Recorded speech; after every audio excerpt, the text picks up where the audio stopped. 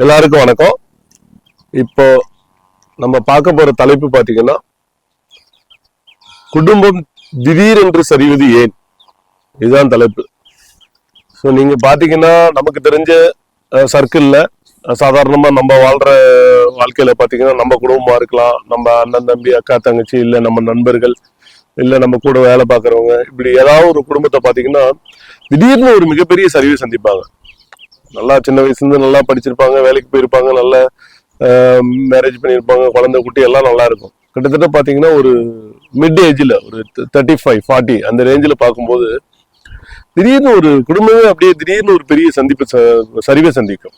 அதாவது நிறைய பொருளாதார பிரச்சனைகளை சந்திக்கும், இல்ல உடல் ரீதியா அந்த மாதிரி சில நோய்வாய்ப்பட்டு அந்த மாதிரி சில பிரச்சனைகளை சந்திப்பாங்க. ஸோ அந்த மாதிரிலாம் சந்திப்பாங்க. அப்போ ஊரே கூட பேசுவாங்க. அவங்க ஊருன்னா என்ன, அவங்க சுற்றி இருக்கிற சர்க்கிள் பார்த்தீங்கன்னா, நல்லா அந்த குடும்பம் இருந்த மாதிரியும் தெரியல, திடீர்னு இப்படி சரிவை சந்திச்சிட்டு இருக்கேன், என்னதான் பிரச்சனை தெரியல அப்படிங்கிற மாதிரிலாம் சுற்றி இருக்கிறவங்க பேச ஆரம்பிப்பாங்க ஆக்சுவலாக. ஸோ நல்லா படித்தாங்க, நல்லா வேலைக்கு போனாங்க, நல்லா சம்பாரிச்சாங்க, கல்யாணம் குழந்தை குட்டி நல்லா இருந்த குடும்பம், காரு பங்களா நல்லா இருந்தாங்க, திடீர்னு யாருக்கு கண்டுபட்டுச்சோ தெரியல, திடீர்னு இவ்வளோ பெரிய சரிவை சந்திக்கிறாங்களே அப்படிங்கிற மாதிரி ஒரு பேச்சுக்கள் தன்னை அந்த ஜாதகரை சுத்தி இருக்கிற வட்டத்துல பேசுவாங்க ஆக்சுவலா. சோ இதுக்கு என்ன ரீசன் அப்படின்னு சொல்லி பாத்தீங்கன்னா, எல்லாமே ஜாதகம் தான் காரணம், வேற ஒன்றும் கிடையாது. ஸோ ஒரு சில பேருக்கு பாத்தீங்கன்னா நல்ல யோக திசைகள் நடந்துட்டு இருக்கும், அது நல்லா சம்பாதிப்பாங்க, கல்யாணம் காட்சி குழந்தைன்னு அது பாட்டு கடகடன்னு போயிட்டு இருக்கும். திடீர்னு பாத்தீங்கன்னா இந்த மாதிரி மிகப்பெரிய சரிவை ஏன் சந்திப்பாங்க அப்படின்னா, திடீர்னு ஒரு தொழில போய் இன்வெஸ்ட் பண்றேன்னு போவாங்க, தெரியாத தொழில போய் இன்வெஸ்ட் பண்ணி அதனால ஒரு மிகப்பெரிய கடனாகி அதன் மீதுமா ஒரு சரிவை சந்திப்பாங்க.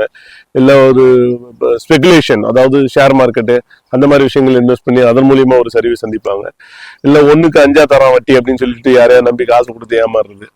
ஸோ இந்த மாதிரி நிறைய விஷயங்கள் இருக்கலாம். அப்கோர்ஸ் சில பேர் சுபகாரியங்கள், ஒரு தகுதிக்கு மீறி ஒரு பெரிய வீடு வாங்குறது, பெரிய வீடு கட்டுறது, அந்த மாதிரி விஷயங்களை செஞ்சும் ஒரு மிகப்பெரிய சரிவை சந்திப்பாங்க. சரி, இதெல்லாம் ஏன் நடக்குது, நல்லா இருந்த குடும்பத்துல ஏன் இப்படி ஒரு சூழ்நிலைகள்லாம் நடக்குது அப்படிங்கிற மாதிரி ஒரு சின்ன கேள்வி உங்களுக்குள்ள வரலாம். அது வேற ஒன்றும் கிடையாது. அந்த குடும்பத்துல அதிகாரம் படைத்த தாய் தகப்பனார், ஓகேவா, அதாவது அப்பா அம்மா 2 பேருக்கும் நல்லா உழைக்கிற வயசுல கிட்டத்தட்ட மிட் ஏஜ்ல 6, 8ஆம் அதிபதிகள் இல்ல லக்ன அவயோகர்கள் அவங்க 2 பேருக்குமே தசையை ஆரம்பிக்கிறாங்க அப்படின்னா கடன்னு குடும்பம் அப்படியே சீட்டுக்கட்டு சரியிற மாதிரி கீழே வந்துடும். எவ்வளவு தூரம் மேல போனாங்களோ அவ்வளவு தூரம் கீழே அவங்க இறங்கி வந்துருவாங்க.